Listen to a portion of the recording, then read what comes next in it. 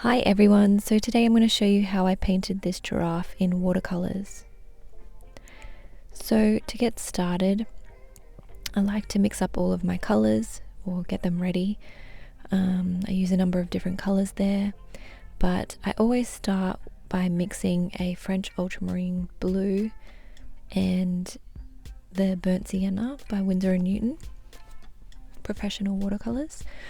And when you mix those two, they create different shades of grey. Either you can have a warmer shade of grey or you can have a cooler shade of grey.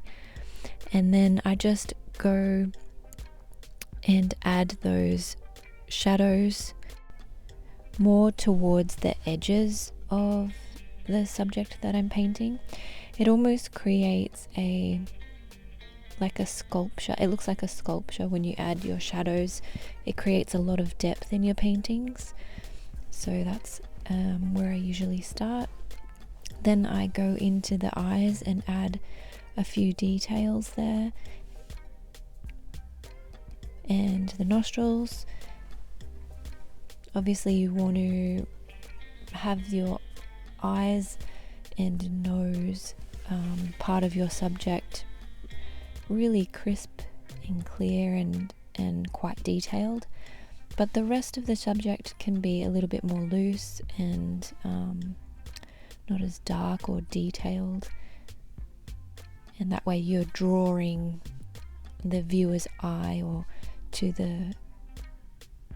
drawing the viewer's eye to the animal's eyes in this case, which is your main focal point.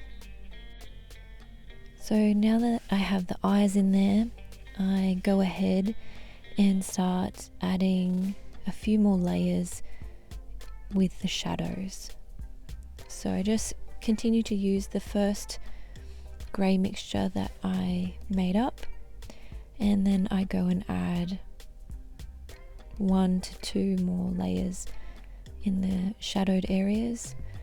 You just have to be very careful and mindful of where you're putting those shadows, and always refer to your reference photo because it will give you a lot of detail about or information about where to put each of your shadows to really give a lot of that depth. You can also change the tonal value of the shadows. You can add more burnt sienna to create a warmer shadow, or you can add more French ultramarine blue or blue to your grey mixture to make it a cooler tone.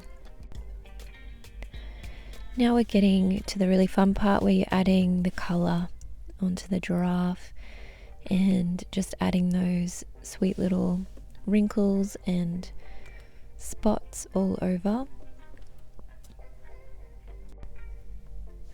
To get that warm brown colour, I've mixed the burnt sienna and a Van Dyke brown, so it's a more of a darker brown, just to create that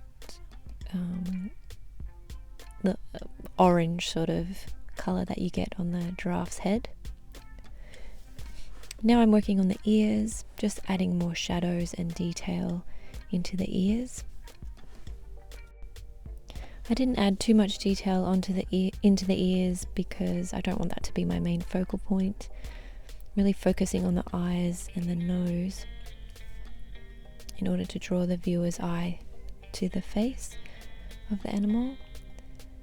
And I just used that brown mixture that I used for the top of the head to add those spots on the neck, which I also found a lot of fun and quite relaxing. It was quite an easy part of the piece, not a lot of thought into it. I just added the brown and then added a darker brown, the Van Dyke brown, to really just change the detail in the spots, so it didn't just look like a flat brown colour, but I just added a little bit of interest with a darker brown.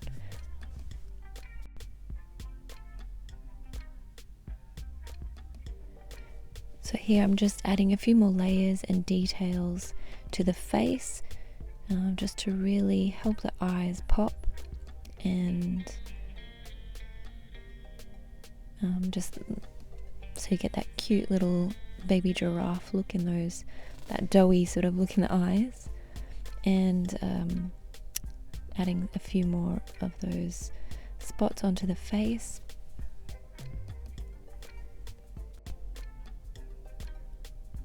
I hope you've enjoyed this short tutorial or sped up tutorial of my giraffe in watercolors.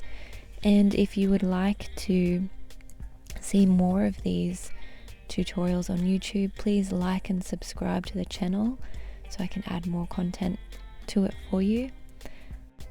Please head over to my website if you would like to join one of my watercolor classes. It really is the quickest way to learn how to use watercolor, and at the end of each lesson you'll have a masterpiece to keep.